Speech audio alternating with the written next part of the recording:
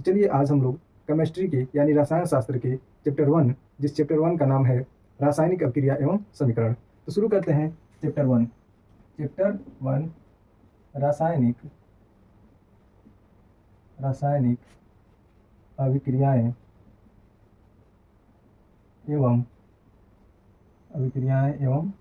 समीकरण। इसमें हम लोग सबसे पहले रासायनिक अभिक्रिया के बारे में देखेंगे। इसमें सबसे पहले हम लोग रासायनिक अभिक्रिया के बारे में देखेंगे कि रासायनिक अभिक्रिया क्या कहते हैं। तो इसमें होता है कि जब कोई पदार्थ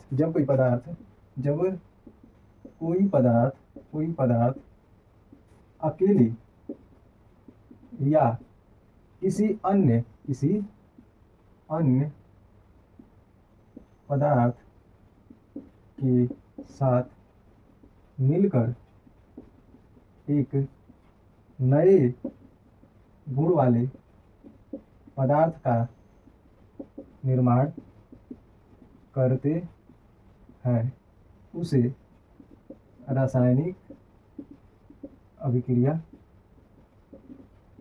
कहते हैं। यानी कि जब कोई पदार्थ अकेले या किसी अन्य पदार्थ के साथ मिलकर एक नए गुण वाले पदार्थ का निर्माण करते हैं, उसे रासायनिक अभिक्रिया कहते हैं। यानी कि जब भी कोई पदार्थ होगा वह या तो अकेले रिएक्शन करेगा या तो किसी अन्य पदार्थ के साथ अभिक्रिया करने के बाद एक नए गुण वाले पदार्थ का निर्माण करता है, जिसे हम रासायनिक अभिक्रिया कहते हैं।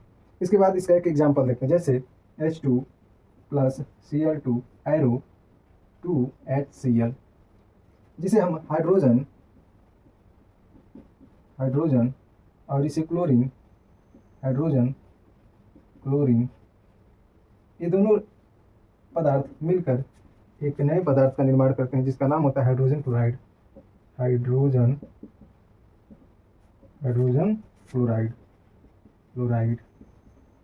अब यहीं पे हम लोग समझते हैं अभिकारक और प्रतिफल किसे कहते हैं। तो वैसे पदार्थ जो रासायनिक अभिक्रिया में भाग लेते हैं उसे हम लोग अभिकारक कहते हैं। यानी कि हाइड्रोजन और क्लोरीन ने रासायनिक अभिक्रिया में भाग ली, इसीलिए इसे हम लोग अभिकारक के नाम से भी जानेंगे। इसे अभिकारक कहते हैं। और जब रासायनिक अभिक्रिया हो जाती है, उसके फलस्वरूप जो बनता है उसे हम प्रतिफल के नाम से जानते हैं। प्रतिफल, इसे को हम प्रोडक्ट और इसको हम लोग रिएक्टेंट बोलते हैं। यानी कि जब भी कोई दो पदार्थ या अकेला पदार्थ रासायनिक अभिक्रिया में भाग लेता है, उसे हम अभिकारक या रिएक्टेंट कहते हैं। और रासायनिक अभिक्रिया के बाद जब एक नया पदार्थ का निर्माण हो जाता है, उसे ही हम प्रतिफल या प्रोडक्ट के नाम से जानते हैं। फॉर एग्जाम्पल, एक और हम एग्जाम्पल आपको भी समझाते हैं। यहाँ पे इसमें एग्जाम्पल समझने का प्रयास करते हैं। अगला एग्जाम्पल है कैल्शियम CaCO3 कैल्शियम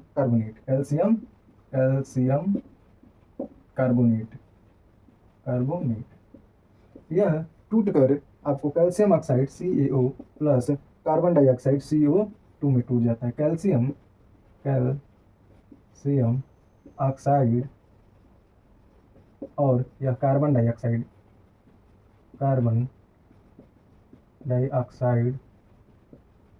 में टूटता है। तो यहाँ पे यह हमारे लिए एक रिएक्टेंट का काम करेगा। किसका काम करेगा? रिएक्टेंट, यानी कि अभिकारक के रूप में हमारा कैल्शियम कार्बोनेट हो गया। और हमारा उत्पाद में क्या क्या बना? कैल्शियम ऑक्साइड और कार्बन डाइऑक्साइड। तो इसको हम लोग प्रोडक्ट के नाम से जानेंगे। इसको प्रोडक्ट और हिंदी में प्रतिफल। इस प्रकार से हमारा यहाँ पे एग्जाम्पल है। उसमें हमने देखा था कि जो H2 है प्लस Cl2 और ये बनाया था 2HCl। यानी कि यहाँ पे देखिए एक अकेला पदार्थ है जो रिएक्शन करके अभिक्रिया करके कैल्शियम ऑक्साइड और कार्बन डाइऑक्साइड का निर्माण करता है। और यहाँ पे देखेंगे एक दूसरा एग्जाम्पल, जो हाइड्रोजन और क्लोरीन मिलकर के आपका एक प्रोडक्ट का निर्माण करते हैं, जो हाइड्रोजन क्लोराइड के नाम से जाना जाता है। आगे हम लोग पढ़ेंगे कि इसकी क्या क्या विशेषताएं, रासायनिक अभिक्रिया में क्या क्या विशेषताएं होती है। तो इसकी विशेषताएं मुख्यतः 5 प्रकार की होती हैं। इसकी मुख्यतः विशेषताएं जो होती हैं वो 5 प्रकार की होती हैं, जिसमें से पहला है गैस की उत्पत्ति। जब भी रासायनिक अभिक्रिया होगी तो इसमें पहले होगा गैस की उत्पत्ति। किसकी उत्पत्ति होगी? गैस की उत्पत्ति। तो ये आपकी विशेषताएं हैं। क्या है? विशेषताएं। गैस की उत्पत्ति होती है, गैस की उत्पत्ति। दूसरा इसमें होता है कि इसमें आपका रंग परिवर्तन होता है, रंग परिवर्तन। तीसरा इसमें देखते हैं, इसमें ताप में परिवर्तन होता है, ताप में परिवर्तन। चौथा आता है इसमें कुछ अवक्षेप बनते हैं, अवक्षेप का बनना। और पांचवा आता है गैस का बनना, रंग का बनना और इसकी अवस्थाओं में भी परिवर्तन, अवस्था परिवर्तन।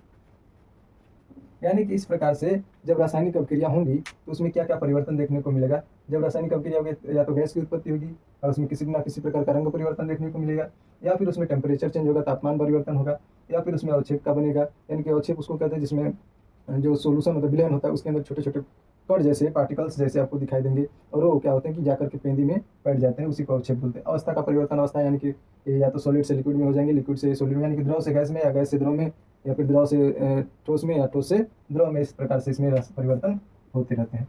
नेक्स्ट वीडियो में हम लोग देखेंगे इन सभी परिवर्तनों के बारे में और इनसे जुड़े कुछ उदाहरण, एग्जाम्पल, केमिकल रिएक्शन, और ये कैसे परिवर्तन होता है, कैसे इसमें ताप में रंग में परिवर्तन होता है, कैसे ताप परिवर्तन होता है, कैसे अवक्षेप बनते हैं, कैसे अवस्था में परिवर्तन, कैसे गैस की उत्पत्ति होती है, यह हम लोग अगले वीडियो में देखेंगे। तब तक के लिए धन्यवाद।